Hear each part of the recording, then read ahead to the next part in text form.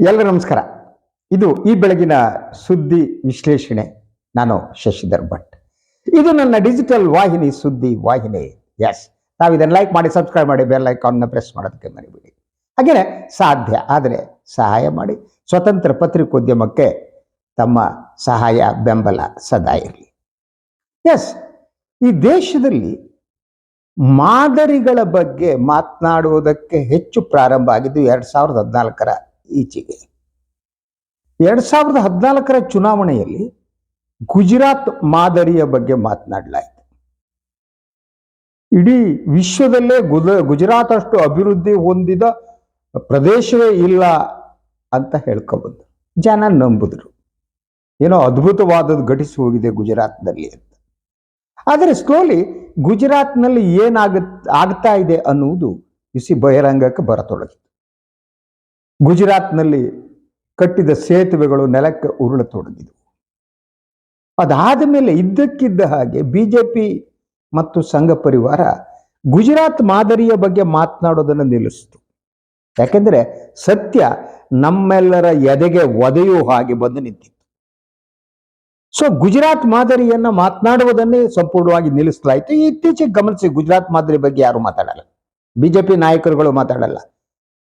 Even Pralhad Joshi ಅನ್ನೋರು ಕೂಡ ಗುಜರಾತ್ ಬಗ್ಗೆ ಮಾತನಾಡಲ್ಲ. They won't speak. ಯಾಕಂದ್ರೆ ಗುಜರಾತ್ ಮಾದರಿ ಏನು ಅನ್ನುವುದು ಈಗ ಜಗತ್ತಿಗೆ ಗೊತ್ತಾಗಿದೆ. ಅದಾದ ಮೇಲೆ ಶುರುವಾದದ್ದು ಉತ್ತರ ಪ್ರದೇಶದ ಮಾದರಿ. ಅದು ಯೋಗಿ ಆದಿತ್ಯನಾಥರ ಮಾದರಿ. ಅದನ್ನು ಯಾವ ರೀತಿ ಪ್ರಚಾರ ಮಾಡಲಾಯಿತು ಅಂದ್ರೆ, ಯೋಗಿ ಅವರು ಮುಂದೆ ಈ ದೇಶದ ಪ್ರಧಾನಿ ಆಗ್ತಾರೆ ಅನ್ನುವವರೆಗೆ. ಈಗಲೂ ಬಿಜೆಪಿ RSS ಅದನ್ನ ಬಿಟ್ಟಿಲ್ಲ. ಯೋಗಿ ಈ ದೇಶದ ಪ್ರಧಾನಿ ಆದ್ರೆ ದೇಶ ಮುಳುಗದಂತಾನೆ, ಮತ್ತು ಉದ್ಧಾರ ಆಗಲ್ಲ. ಅದು ಯಾಕೆ ಅನ್ನೋದನ್ನ ನಾನು ಹೇಳ್ತೀನಿ. ಸೊ ಉತ್ತರ ಪ್ರದೇಶದ ಮಾದರಿ ಅನ್ನೋದು ಬುಲ್ಡೋಜರ್ ಮಾದರಿ ಅಂತ. ನಿಮಗೆ ಯಾರಾಗಲ್ವೋ ಅವ್ರ ಮೇಲೆ ಬೇರೆ ಬೇರೆ ಕಾರಣದಿಂದ ಬುಲ್ಡೋಜರ್ ಹಾಕೋದು, ಅವ್ರ ಮನೆಗಳನ್ನು ಕೆಡವುದು. ಸಿ, ಈ ಕೆಡವುವ ಸಂಸ್ಕೃತಿ ಏನಿದೆ ಅದು ಬಿಜೆಪಿಯಲ್ಲಿದೆ. ಕಟ್ಟುವ ಸಂಸ್ಕೃತಿ ಇಲ್ಲ ಅವ್ರಿಗೆ ಕೆಡವುವ ಸಂಸ್ಕೃತಿ. ಬಾಬ್ರಿ ಮಸೀದಿಯನ್ನ ಕೆಡವಿದ ಮೇಲೆ ಬಿಜೆಪಿ ಈ ಕೆಡವುವ ಸಂಸ್ಕೃತಿಯಲ್ಲೇ ತನ್ನ ಅಸ್ಥಿಭಾರವನ್ನು ಹಾಕೊಂಡಿದೆ. ಫೌಂಡೇಶನ್, ಬಿಜೆಪಿಯ ಫೌಂಡೇಶನ್ ಇರುವುದು ಕೆಡವುವ ಸಂಸ್ಕೃತಿಯಲ್ಲಿ ಅಲ್ವಾ. ಅದಾದ ಮೇಲೆ ಈ ಕೆಡವುವ ಸಂಸ್ಕೃತಿ ಏನಿದೆ ಅದು ಮನುಷ್ಯರ ಮನಸ್ಸುಗಳನ್ನ ಕೆಡವುವುದು. ಸಿ ದಟ್ ವಿವಿಧ ಕೋಮುಗಳ ನಡುವಿನ ಸೌಹಾರ್ದ ಸಂಬಂಧವನ್ನ ಕೆಡವುವುದು, ಹೀಗೆ ಕೆಡವುವ ಸಂಸ್ಕೃತಿ. ಸೊ ಯೋಗಿ ಆದಿತ್ಯನಾಥ್ ಈ ಕೆಡವುವ ಸಂಸ್ಕೃತಿಯನ್ನ UPಯಲ್ಲಿ ಜಾರಿಗೆ ತಂದರು. ಆ ಮೂಲಕ ಅಲ್ಪಸಂಖ್ಯಾತರ ಮನೆಗಳನ್ನ ಅಕ್ರಮದ ಹೆಸರಿನಲ್ಲಿ ಸತತವಾಗಿ ಕೆಡವಲಾಯಿತು. ಇದಕ್ಕೆ ಸಂಬಂಧಿಸಿದ ಸರ್ವೋಚ್ಚ ನ್ಯಾಯಾಲಯದ ತೀರ್ಪೊಂದು ಬಂದಿದೆ 2 ದಿನಗಳ ಹಿಂದೆ. ಸರ್ವೋಚ್ಚ ನ್ಯಾಯಾಲಯ ಬಹಳ ಸ್ಪಷ್ಟವಾಗಿ ಹೇಳಿದೆ, ಯಾವ ಕಾರಣಕ್ಕೂ ಕೂಡ ನೋಟಿಸ್ ಅನ್ನು ಕೊಡದೆ ಯಾರ್ದೋ ಮನೆಗೆ ನುಗ್ಗಿ ಅವರ ಮನೆಯನ್ನ ಕೆಡವುವಂತಿಲ್ಲ. ಇನ್ನು ಯೋಗಿ ಆದಿತ್ಯನಾಥ್ ಯಾರ ಮತ್ತೆ ಕೆಡಕ್ತಾರ ಏನೋ. ಈ ಮನೆ ಕೆಡಗುವ ಪ್ರಕ್ರಿಯೆಯಲ್ಲಿ ನೀವು ಅಲ್ಪಸಂಖ್ಯಾತರದ ಮನೆಯನ್ನ, ಇನ್ನೊಬ್ಬರ ಮನೆಯನ್ನ ಕೆಡವಿದ ತಕ್ಷಣ ಈ ದೇಶದ ಬಹಳಷ್ಟು ಜನರಿಗೆ, ಈ ಬಿಜೆಪಿ RSS ಮನಸ್ಥಿತಿಯ ಜನರಿಗೆ ಸಂತೋಷ ಆಗಕ್ಕೆ ಶುರುವಾಗುತ್ತೆ. ಅವರು ಸಂತೋಷದಿಂದ ನರ್ತನ ಮಾಡ್ತಾರೆ. ಯೋಗಿ ಆದಿತ್ಯನಾಥ್ ಬಹಳ ಇಷ್ಟ ಆಗೋದು ಯಾಕೆ ಅಂದರೆ, ಇಂತಹ ಜನಗಳಿಗೆ ಅವರು ಅಲ್ಪಸಂಖ್ಯಾತರನ್ನ ಟಾರ್ಗೆಟ್ ಮಾಡ್ತಾರೆ ಅನ್ನೋ ಕಾರಣಕ್ಕಾಗಿ.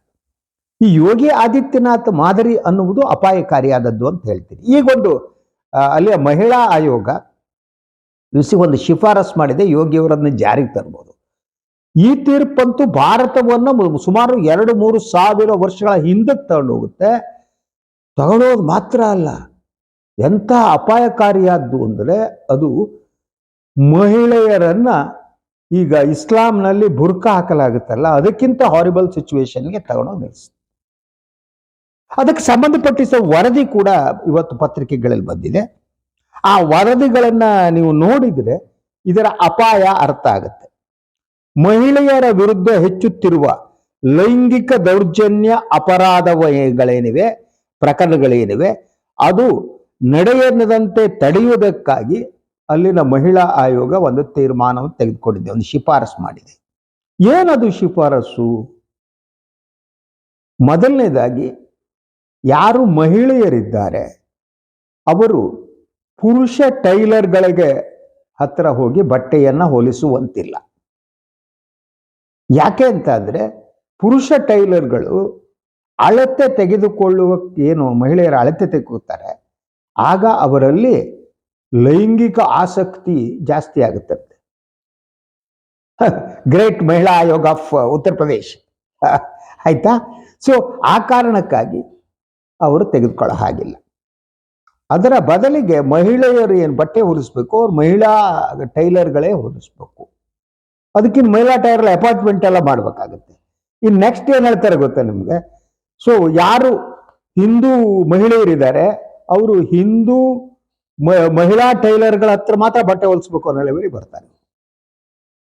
ಅದರ ಜೊತೆಗೆ ಮಹಿಳೆಯರನ್ನು ಕೂದಲು ಕತ್ತರಿಸ್ತಾರೆ ನೋಡಿ ಅಲ್ವಾ, ಅದನ್ನು ಕೂಡ ಮಹಿಳಾ ಯಾರು ಇದ್ದಾರೆ ಅವರೇನೆ ಮಹಿಳೆಯರ ಕೂದಲನ್ನ ಕತ್ತರಿಸ್ಬೇಕು. ಇದು ಈ ಮಹಿಳಾ ಆಯೋಗ ಏನಿದೆ, ಈ ಮಹಿಳಾ ಆಯೋಗದ ಶಿಫಾರಸು. ಸೊ ಈ ಹಲವು ಹೊಸ ನಿರ್ಬಂಧಗಳನ್ನ ಯು ಸಿ ದಟ್ ಈ ಒಂದು ಉತ್ತರ ಪ್ರದೇಶದ ಮಹಿಳಾ ಆಯೋಗ ಸರ್ಕಾರಕ್ಕೆ ಶಿಫಾರಸು ಮಾಡಿದೆ ಅಂತ ವರದಿ ಅಂತ ಹೇಳುತ್ತೆ. ಕಾರಣ ಕೆಟ್ಟ ಸ್ಪರ್ಶ, ಮುಟ್ಟುವುದು ಕೆಟ್ಟ ಸ್ಪರ್ಶ, ಅಥವಾ ಅದಕ್ಕೆ ನೀವು ಬ್ಯಾಡ್ ಟಚ್ ಅಂತಾರ್ರಿ. ಕೆಟ್ಟ ಸ್ಪರ್ಶವನ್ನ ತಡಿಬೇಕು. ಕೆಟ್ಟ ನೋಟವನ್ನ ತಡೆಯುವುದು ಹೇಗೆ ಸ್ವಾಮಿ? ಕೆಟ್ಟ ಸ್ಪರ್ಶ ಅನ್ನೋದು ನೀವು ಹೇಳ್ತೀರಿ ಅಂತಾದ್ರೆ ಕೆಟ್ಟ ನೋಟ ಅದನ್ನು ಹೇಗೆ ತಡಿತೀರಿ? ಅದನ್ನು ಹೇಗೆ ಮಾಡ್ತೀರಿ? ಸೊ ಇದೇನಿದೆ, ಇದು ಮಹಿಳಾ ಆಯೋಗದ ಅಧ್ಯಕ್ಷೆ ಅವರೇನಿದ್ದಾರೆ ಅವರು ಬಬಿತಾ ಚೌಹಾಣ್ ಅಂತ, ಅವರು ಸಭೆಯಲ್ಲಿ ಈ ವಿಚಾರವನ್ನ ಮಂಡಿಸಿದ್ರಂತೆ. ಅದಕ್ಕೆ ಸರ್ವಾನುಮತದ ಒಪ್ಪಿಗೆ ಸಿಕ್ತು. ಯಾಕಂದ್ರೆ ಅದು ಉತ್ತರ ಪ್ರದೇಶ ಯಾವಾಗಲೂ ಕೂಡ ಅದು ಅಭಿವೃದ್ಧಿಗಾಗಲಿ, GDPಗಾಗಲಿ, ಆರ್ಥಿಕತೆಗಾಗಲಿ ಇನ್ನೊಂದಕ್ಕೆ ಪ್ರಸಿದ್ಧಿ ಆಗಿಯೇ ಇಲ್ಲ. ಅದು ಮೊದಲಿಂದ ಅಂಡರ್ ವರ್ಲ್ಡ್ ಅಲ್ಲಿ ಇಂಥದಕ್ಕೆ ಪ್ರಸಿದ್ಧ ಆಗಿದ್ದು. ಈಗ ಸಂಪೂರ್ಣ ಇದು ಆಗಿಲ್ಲ. ಅಲ್ಲಿರುವ ಬೇರೆ ಬೇರೆ ಗ್ಯಾಂಗ್ಗಳಿವೆ ಉತ್ತರ ಪ್ರದೇಶದಲ್ಲಿ, ಅದಕ್ಕೆ ಪ್ರಸಿದ್ಧ. ಅದಕ್ಕೆ ಅಲ್ಲಿ ಮುಸ್ಲಿಂ ಅಂಡರ್ ವರ್ಲ್ಡ್ ಇದೆ, ಅದರಂತೆ ಬ್ರಾಹ್ಮಣರ ಅಂಡರ್ ವರ್ಲ್ಡ್ ಇದೆ. ನಿಮಗೆ ಇಂಡಿಯಾದ ಇನ್ನೆಲ್ಲೂ ಬ್ರಾಹ್ಮಣರ ಅಂಡರ್ ವರ್ಲ್ಡ್ ಸಿಗಲ್ಲ. ಯಾರು ಬ್ರಾಹ್ಮಣರು ಅಂಡರ್ ವರ್ಲ್ಡ್ ಡಾನ್ಗಳಾಗಿರ್ಬೋದು, ಆದರೆ ಅಂಡರ್ ವರ್ಲ್ಡ್ ದಲ್ಲಿ ಅವ್ರದ್ದೇ ಒಂದು ವಿಶೇಷ ವ್ಯವಸ್ಥೆ ಇಲ್ಲ. ಅದು ಉತ್ತರ ಪ್ರದೇಶದಲ್ಲಿ ಇದೆ. So Uttar Pradesh usually known for that ಅಂತ. ಈಗ ದೇವಸ್ಥಾನಗಳಿಗೆ ಅದು ಪ್ರಸಿದ್ಧ ಆಗುತ್ತೆ. ಎಲ್ಲ ದೇವರನ್ನ ತೋರಿಸ್ಬಿಟ್ಟು ಸಾಮಾನ್ಯ ಜನರಿಗೆ ಮಾಟ ಮಾಡೋದು ಗೊತ್ತಲ್ಲ ನಿಮಗೆ, ಈ ಇಂದ್ರಜಾಲ ಇನ್ನೊಂದು ಜಾಲ ಅಂತ ನೋಡಿ, ಅದನ್ನು ಮಾಡುವಂಥದಕ್ಕೆ ಪ್ರಸಿದ್ಧವಾದಂಥ ರಾಜ್ಯ ಅದು. ಸೊ ಉತ್ತರದ ರಾಜ್ಯಗಳು ಏನು ಅಭಿವೃದ್ಧಿಯ ಅತಿ ಹೆಚ್ಚಿನ ತೆರಿಗೆಯನ್ನು ಕೊಡ್ತವೆ, ಅದರ ಅತಿ ಹೆಚ್ಚಿನ ಪಾಲು UP ಹೋಗ್ತಾ ಇದೆ. ಉತ್ತರ ಪ್ರದೇಶಕ್ಕೆ ಹೋಗ್ತಾ ಇರುವುದು, ಉತ್ತರ ಪ್ರದೇಶದ ಅಭಿವೃದ್ಧಿ ಆಗ್ತಾ ಇರುವುದು ದಕ್ಷಿಣ ಭಾರತದ ಜನರ ದುಡಿಮೆಯಿಂದ. ಅದಕ್ಕೆ ನೀವು ಮಾದರಿಗಳ ಬಗ್ಗೆ ಮಾತನಾಡುವಾಗ ದಕ್ಷಿಣ ಭಾರತ ಮಾದರಿ ಬಗ್ಗೆ ಮಾತನಾಡಿ. ಕರ್ನಾಟಕದ ಮಾದರಿ ಅದ್ಭುತವಾದದ್ದು, ತಮಿಳುನಾಡು ಮಾದರಿ, ಹಾಗೇನೆ ಔದ್ಯಮಿಕತೆಯಲ್ಲಿ ಮಹಾರಾಷ್ಟ್ರ ಮಾದರಿ ಕೂಡ ಇದೆ. ಇದೆಲ್ಲ ಈ ದೇಶವನ್ನ ಅಭಿವೃದ್ಧಿ ಪಥದಲ್ಲಿ ಕೊಂಡೊಯ್ಯುವುದಕ್ಕೆ ಕಾರಣವಾದವುಗಳು ಅಲ್ವಾ? ಅದ್ರ ಜೊತೆಗೆ ನೋಡಿ, ನೀವು ಇನ್ನೊಂದು ನಿಮಗೆ ಹೇಳ್ತೀನಿ. ಅಮೆರಿಕಾದಲ್ಲಿ 100 ಕಂಪನಿಗಳಲ್ಲಿ ಭಾರತೀಯ ಮುಖ್ಯಸ್ಥರಿದ್ದಾರೆ. ನೀವು ಗೂಗಲ್ ಇಂದ ಪ್ರಾರಂಭವಾಗಿ ಎಲ್ಲದರಲ್ಲೂ ಕೂಡ ಭಾರತೀಯ ಮುಖ್ಯಸ್ಥರಿದ್ದಾರೆ. ಅದೆಲ್ಲ ಬಹಳಷ್ಟು ಜನ, more than 90% they are from south India. ದಕ್ಷಿಣ ಭಾರತದ ಸಿಇಒಗಳು ಆದಿತ್ಯನಾಥ್ ಗರಡಿಯಲ್ಲಿ ಬಂದಂತ ಸಿಇಒಗಳಲ್ಲ. ಆದಿತ್ಯನಾಥ್ ಗರಡಿಯಲ್ಲಿ ಬಂದರೆ ನೀವು ಆದಿತ್ಯನಾಥ್ ಕೊಡೋದಿದ್ರೆ ನಿಮ್ಮನ್ನ ಇದನ್ನು ಮಾಡ್ಬೋದು ಅಷ್ಟೇ, ಇಲ್ಲ ಹಿಮಾಲಯಕ್ಕೆ ಕಳಿಸ್ಬೋದು. ಕಾವಿ ಹಾಕೊಂಡು ಉತ್ತರ ಭಾರತದಲ್ಲಿ ಅಲ್ಲಿ ಹೋಗ್ಬೋದು. ಅವ್ರು ಅಂಥವ್ರನ್ನೇ ತಯಾರು ಮಾಡ್ತಾರೆ. ಅದ್ರ ಜೊತೆಗೆ ಬುಲ್ಡೋಜರ್ ಕಾರ್ಯಕರ್ತರನ್ನ ತಯಾರು ಮಾಡ್ಬೋದು. ಅದನ್ನು ಮೀರಿ ಬೀಗ್ರಿ ಅಭಿವೃದ್ಧಿಯ ಮಾದರಿ ಅನ್ನುವುದು ಏನಿದೆ ಅವ್ರಿಗೆ ಇಲ್ವೇ ಇಲ್ಲ. ಯಾಕಂದ್ರೆ ಅಭಿವೃದ್ಧಿನೇ ಇಲ್ವಲ್ಲ ಸ್ವಾಮಿ. ಅಭಿವೃದ್ಧಿ ಇಲ್ಲದೆ ಅಭಿವೃದ್ಧಿ ಮಾದರಿ ಅಲ್ಲದು, ಅದು ಹುಸಿ ಸುಳ್ಳು ಅಂತ.